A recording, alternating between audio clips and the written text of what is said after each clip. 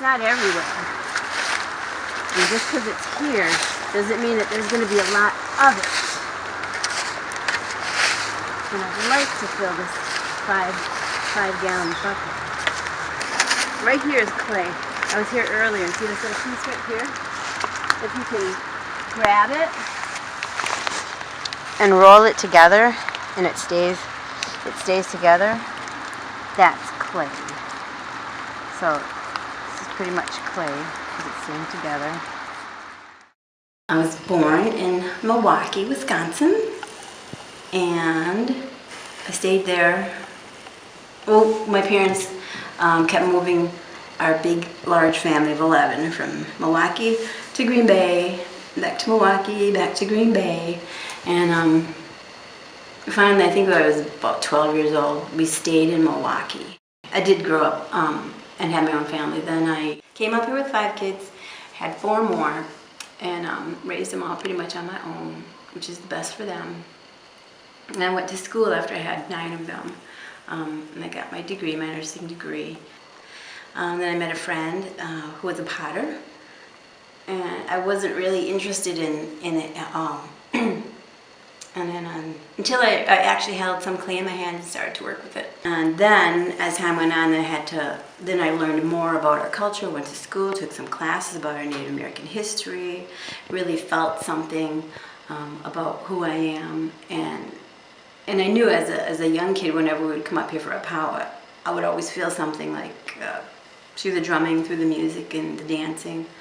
I never knew what it was, but once I started taking classes and I learned more about my history and my ancestors and my people, then I knew that that was really me, and I wanted to do something.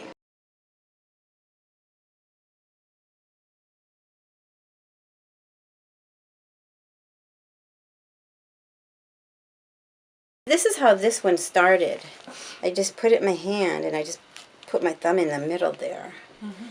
And then you just start squeezing it from the inside, and eventually it's going to form. Just keep squeezing it and pulling it and pulling it and squeezing it. And eventually it's going to form the bottom here like this.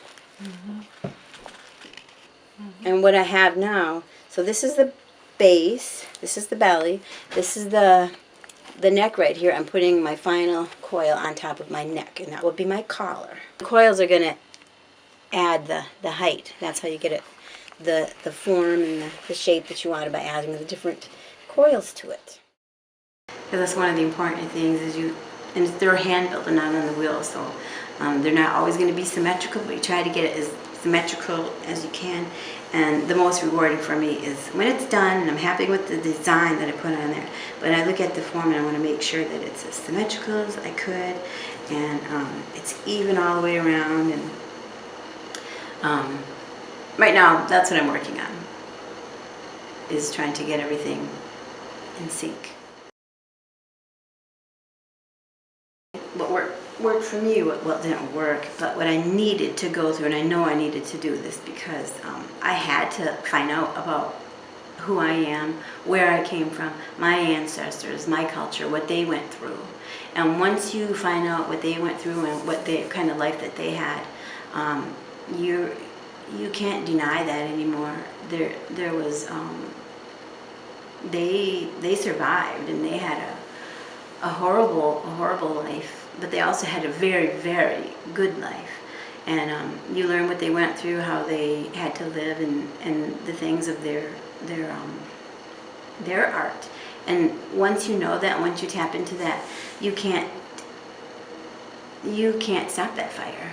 That fire is going to take you wherever it's going to take you. It might be, maybe you'll have the interest in beading, the loom work. I tried that. That was pretty neat. Painting, pottery, making the different outfits, regalia. But I don't know. I just know that you have to find out who you are, and you will.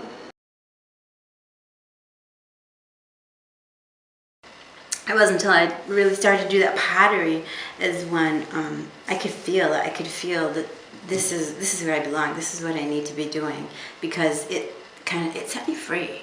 It's very calming and it's very relaxing. And you sit there and you feel the earth in your hands, and you can feel like your ancestors are right there, like watching you and guiding you, and you're having a whole conversation with people who aren't there, but really they are, because they're inside me, and that really helps me, and it really guides me, and it gives me a passion and a drive that I never had in anything else in our culture. But I love it.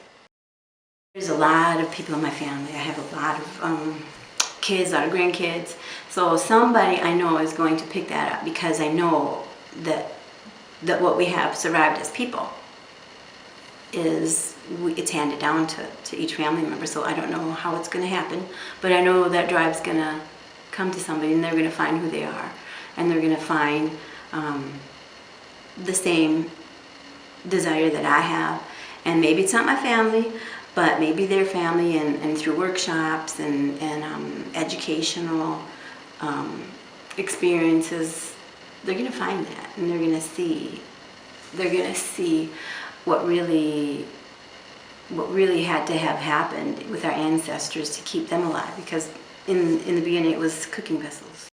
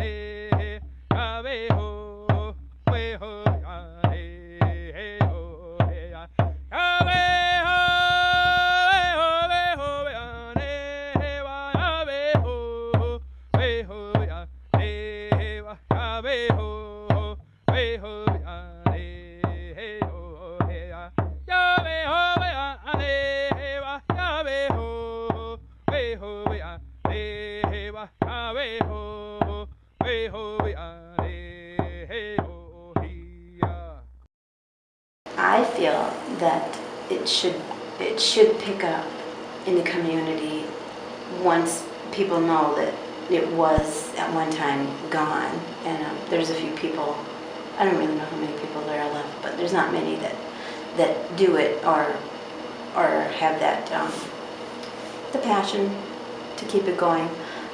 But I feel that once it's out there and they know the history and they know what we went through and they know that it was dying and they know that it was lost, and once they get into it and they've done a few pots, and I feel that they'll realize too that it's good for the soul.